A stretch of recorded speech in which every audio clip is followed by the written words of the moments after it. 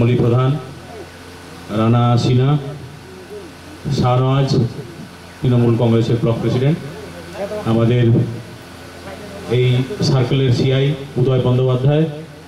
আমাদের ওসি নানুর, তরুণ চট্টরাজ, আমাদের জয়েন্ট বিডিও সাহেব এবং অন্যান্য যারা মঞ্চে উপবিষ্ট আছেন এবং যারা এখানে এসেছেন জরুন্দি গ্রামের মানুষ, জরুন্দি যারা ছিলেন এবং যারা ঘর ছাড়া, যারা বরণ করে নিতে এসেছেন আর যারা বাড়ি ফিরে আসছেন, সমস্ত মানুষকে আমি আজকে অভিনন্দন জানাচ্ছি। আপনারা জানেন যে ভারতবর্ষ আমাদের বহু জাতি, বহু ভাষা, বহু বিশ্বাসের একটা দেশ এবং পৃথিবীর মধ্যে সর্ববৃহৎ গণতান্ত্রিক দেশ। এখানে যে সংসদীয় গণতন্ত্র রয়েছে, সেই গণতন্ত্রে আমাদের বলা আছে যে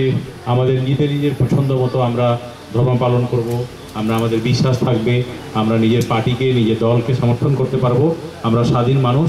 আমাদের কিছু মৌলিক অধিকার রয়েছে, আমাদের কিছু মৌলিক কর্তব্য রয়েছে, এটা সংবিধানে আছে। আমাদের সংবিধানকে বলা হয় সোভেরেন সোশ্যালিস্ট ডেমোক্রেটিক রিপাবলিক ইন্ডিয়া। তো সেই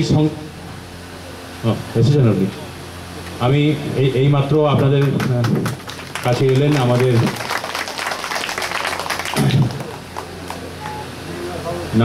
নানুরা বীরভূম জেলার তৃণমূল কংগ্রেসের প্রেসিডেন্ট অনুব্রত মণ্ডল। আমি এখনই ওরা কোথায় বলতে যাচ্ছিলাম, আমাদের যখন আমি 2রা জুলাই, আজ থেকে